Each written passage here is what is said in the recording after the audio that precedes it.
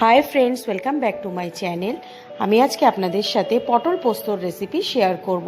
এটা খুবই সহজ একটা রান্না, এটা অনেকেই বাড়িতে বানিয়ে থাকে, তবুও এটা আজকে আমি আমার মতো করে বানিয়ে আপনাদেরকে দেখাবো।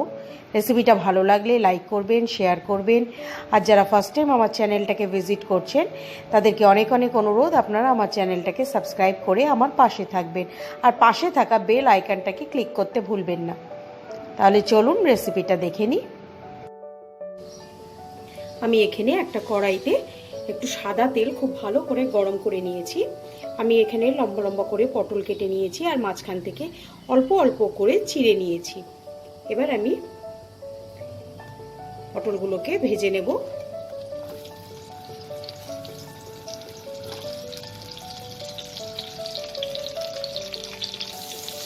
পটলটাকে আমি মিডিয়াম ফ্লেমে উল্টে পাল্টে লাল করে ভেজে নেব।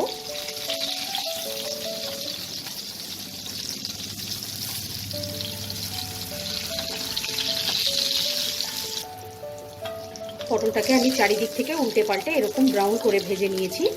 এবার এগুলোকে আমি তুলে নেব।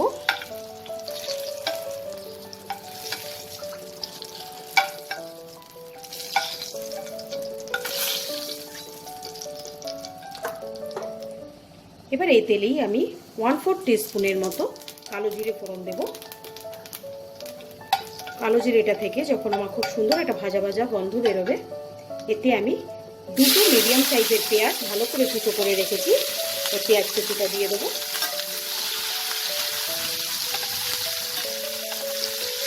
পেঁয়াজটাকে আমি হালকা ব্রাউন করে ভাজবো, খুব বেশি ব্রাউন করবো না, হালকা ব্রাউন করে এটাকে আমি ভেজে নেব।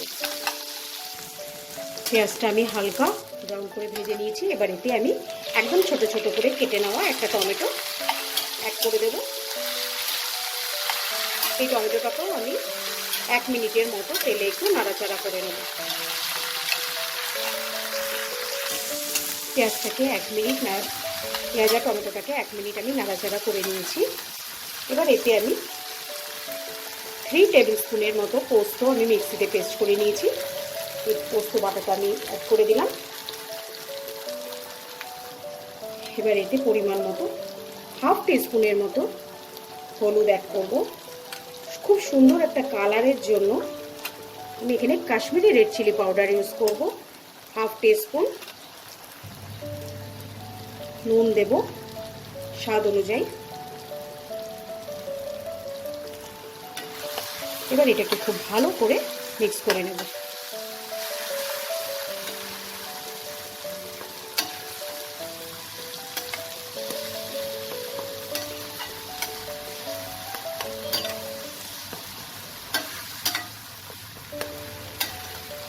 অনেকে অনেক রকমভাবে পটল পোস্ত বানায়, আমি এইভাবেই ইউজুয়ালি বানিয়ে থাকি।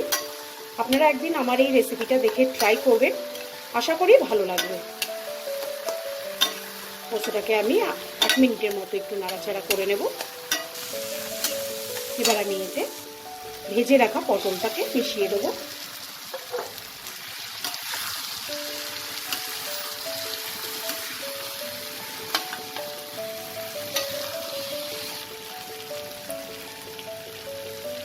মিক্সির বাটিটা ধুয়ে আমি সামান্য একটু জল অ্যাড করে দেবো। এখানে আমি 1/2 কাপের মতো জল মিশিয়ে নিয়েছি।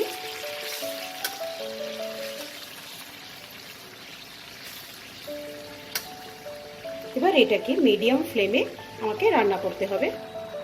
মিডিয়াম ফ্লেমে আমি এটাকে ঢাকা দিয়ে দেবো। ঢাকা দিয়ে 5 মিনিট আমি এটাকে রান্না করে নেব।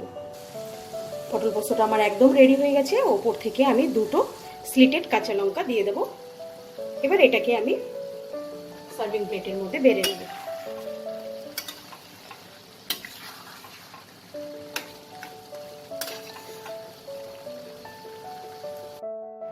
পটল পোস্ত আমার সার্ভিংয়ের জন্য একদম রেডি। এটা আপনারা গরম গরম ভাতের সাথে সার্ভ করবেন। আর রেসিপিটা কেমন লাগলো আমাকে কমেন্ট সেকশনে লিখে জানাতে ভুলবেন না। আজকের মতো বিদায় জানিয়ে শেষ করছি। বাই।